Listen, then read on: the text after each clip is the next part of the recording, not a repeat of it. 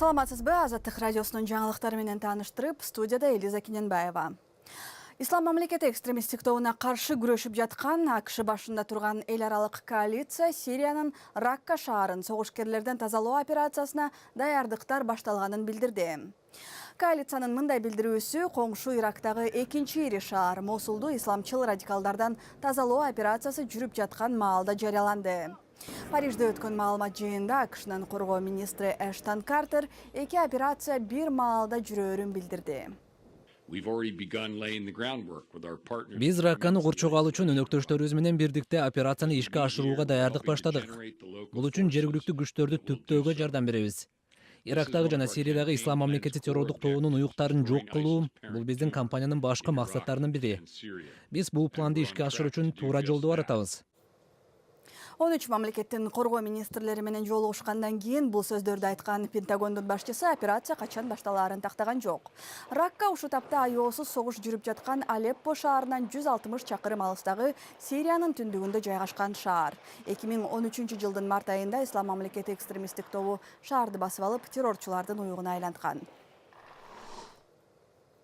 Франциянын Кале шаарындагы качкындар лагеринде шаршембиге караган түнү тутанган өрт чатырлардын көбүн жок кылды.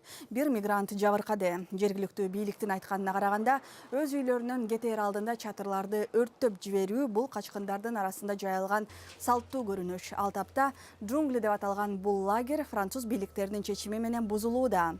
Азырынча операция тынч өтүүдө. Байкоочулар бул жайдан кетүүнү каалабаган мигранттар каршылык акциясын уюштурушу мүмкүн деп болгошууда. Француз бийликтеринин планы боюнча лагерди толук бузууга 3 күн талап кылынат. Бул жактагы качкындар Франциянын башка жерлериндеги мигранттар борборлоруна бөлүштүрүлөт. Дүйшөмбүдө 2000дей бозгун өз ыктыярлары менен джунглиден кетүүгө макул болушту. Ла-Манш кысыгындагы Евротуннель аркылуу Британияга өтүп кетүү максатында жакынкы чыгыш менен Африка өлкөлөрүнөн ар кандай жолдор менен келген качкындардын саны бул жерде 6,5–7 миңге жетип калган.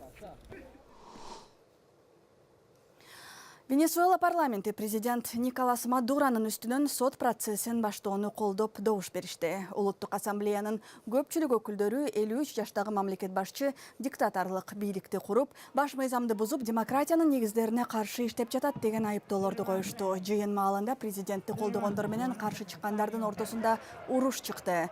Парламенттеги көпчүлүк коалицияны оппозиция түзөт. Ассамблеянын жыйынынан соң президент Мадуро Венесуэлада парламенттик төңкөрүшкө жол бербей турганын айтты. Түштүк Америкадагы бул өлкөдө саясий кризис экономиканын кескин төмөндөп кетишинен улам башталды. Өлкө калкына азык-түлүк жана дары-дармек жетишпейт. Акыркы социалдык сурамжылоолор жарандардын көбү президентке импичмент жарыялоо жөнүндө референдум боюнча демилгени колдошоору белгилүү болгон. Өзбекстанда укук коргоочу Бобомурод Разаков 3 жыл абакта отурган соң мөөнөтүнөн мурда шарттуу түрдө эркиндикке чыкты. Бул тууралуу Азаттыктын өзбек кызматы Эзуглик укук коргоо уюмуна таянып маалымдады. Уюмдун активисттери Разаковду Тавакас түрмөсүнүн дарбазасынан тосуп алышты.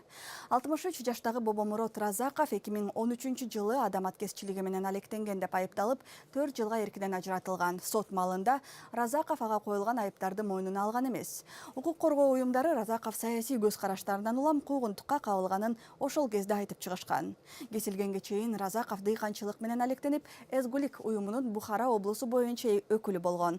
Ал Азаттыктын өзбек кызматына берген маектеринде жергиликтүү дыйкандардын көйгөйлөрүн айтып, атка минерлерди сындап келген. АКШнын Техас штатында 5 айлык ымыркай Ленли Бомер 2 жолу төрөлдү. Маргарет Бомер кош бойлуу кезинде дарыгерлер курсактагы наристеде онкологиялык шишик бардыгын аныкташат. Эгер наристенин энеси ошол бойдон көтөрүп төрөсө, ымыркай балким чарчап да калмак. Дарыгерлер ымыркайдын өмүрүн сактап калуу үчүн аны энесинин курсагынан алып чыгып, операция жасалып, кайра салып коюшкан. Мындай оор операциядан 3 айдан кийин дени сак ымыркай жарык дүйнөгө келген. Курсактагы баланын дартка чалдыкканын билген доктурлар алгач Маргаретке боюнан алдырууну кеңеш беришкен.